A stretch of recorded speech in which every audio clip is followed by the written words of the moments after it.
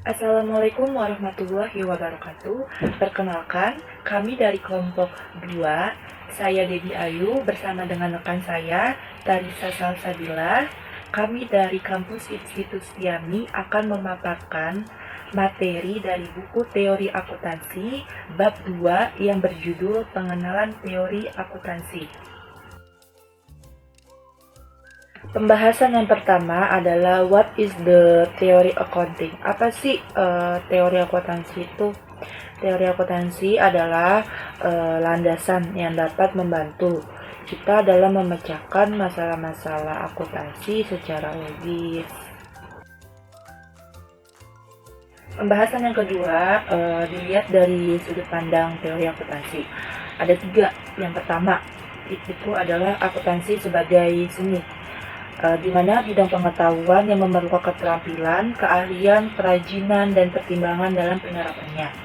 Yang kedua, akuntansi sebagai teknologi. Akuntansi merupakan teknologi berupa perangkat lunak yang dipelajari untuk mengembangkan laporan dan aktivitas akuntansi agar bisa mencapai tujuan sosial tertentu. Jadi, akuntansi juga memerlukan suatu pengetahuan tentang rekayasa informasi untuk membuat pengendalian keuangan. Yang ketiga, akuntansi sebagai sains, di mana akuntansi sebagai bidang pengetahuan yang menjelaskan fenomena akuntansi secara objektif, apa adanya, dan bebas nilai. Maka akuntansi bertujuan untuk mendapatkan kebenaran atau bentuk validitas dari suatu hasil untuk menjelaskan fenomena akuntansi yang terjadi dengan menggunakan metode ilmiah yang tepat. Pembahasan selanjutnya adalah tentang berbagai pandang teori akuntansi. Akuntansi sering dihadapkan masalah yang menyangkut transaksi yang memerlukan interpretasi atau analisis khusus seperti analisis ekonomi, sosial, hukum, statistik, dan politik. Ikuti 9. Yang pertama ada akuntansi sebagai catatan historis.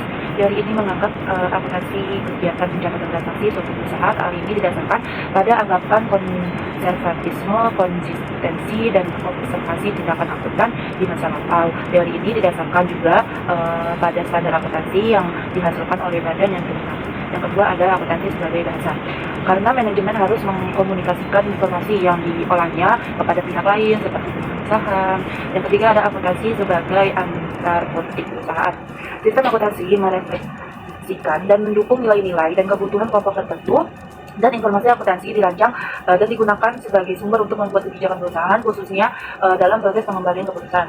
Yang keempat adalah akuntansi sebagai metodologi. Teori ini menganggap sistem akuntansi sebagai sumber-sumber yang bersifat sosial untuk mempertahankan mitos rasionalisme. Dengan demikian, akuntansi akan digunakan sebagai alat untuk kepentingan justifikasi, rasionalisme, dan legitimasi keputusan yang akhirnya melayani kepentingan individu dan lainnya.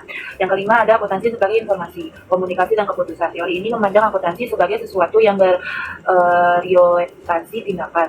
Yang keenam adalah akuntansi sebagai barang ekonomi. Teori ini menganggap akuntansi sebagai seperangkat informasi yang memiliki unsur biaya dan manfaat. Dikeluarkan standar akuntansi akan menimbulkan biaya tertentu dalam perusahaan. Yang ketujuh ada akuntansi sebagai komoditi sosial.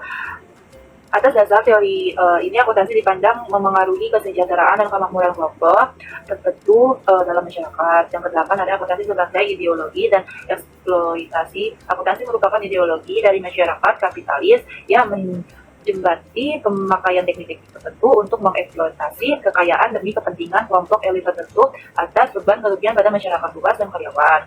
Dan yang terakhir adalah akuntansi sebagai kitab sosial. Teori ini menganggap prinsip-prinsip standar dan masyarakat akuntansi muncul untuk mempromosikan kepentingan kelompok tertentu dan tujuan akuntansi.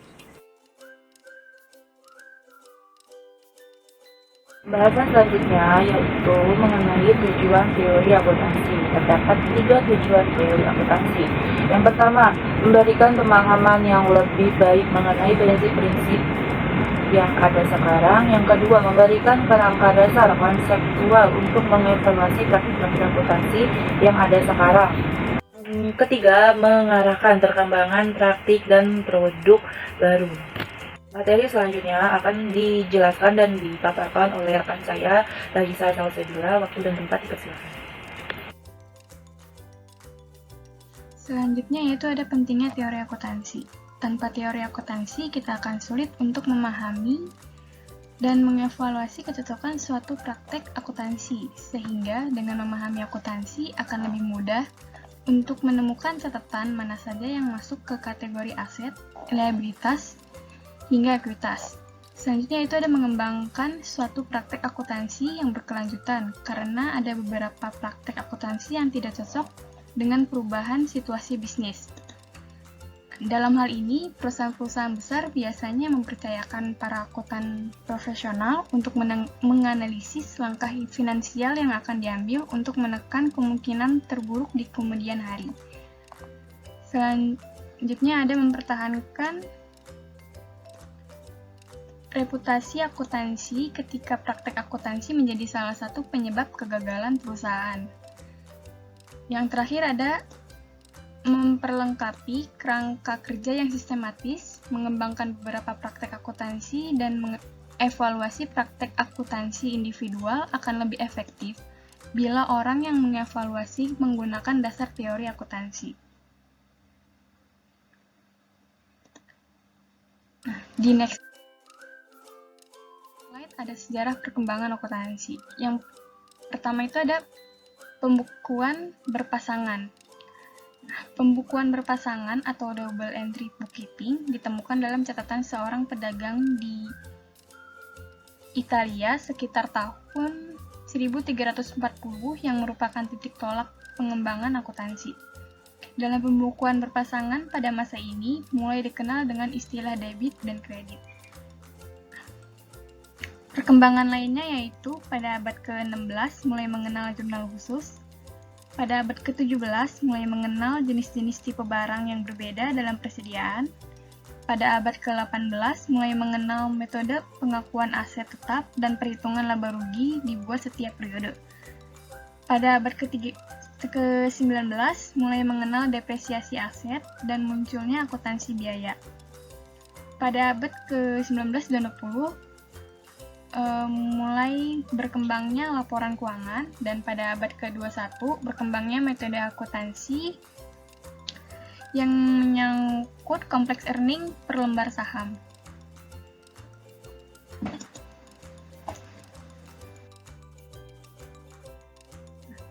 Sejarah perkembangan akuntansi pada masa revolusi industri.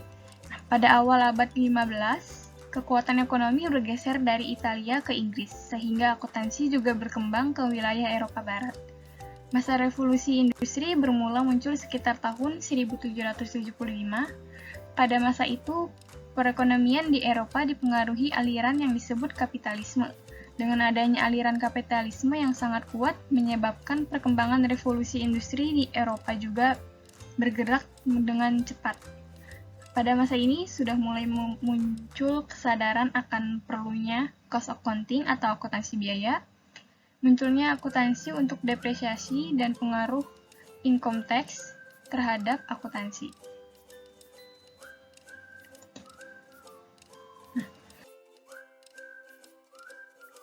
Selanjutnya itu sejarah perkembangan akuntansi di Inggris dan Amerika pada tahun kurang dari 1900. Perkembangan akuntansi yang cepat ke seluruh dunia seiring dengan peran kolonialisme Inggris yang mempunyai kantor dagang di seluruh dunia.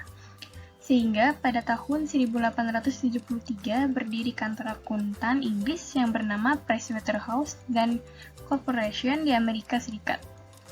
Pada tahun 1886 berdiri American Association of Public Accountants yang diperkuat dengan lahirnya Undang-Undang tahun 1896 tentang gelar Certified Public Accountant untuk akuntan di Amerika Serikat. Kemudian, pada tahun 1917, AAPA berubah menjadi American Institute of Accountants dan berganti nama lagi menjadi American Institute of Certified Public Accountant pada tahun 1957 sampai sekarang saat ini.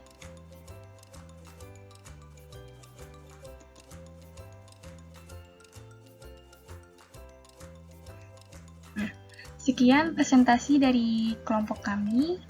Semoga bermanfaat. Kurang lebihnya mohon maaf. Wassalamualaikum warahmatullahi wabarakatuh.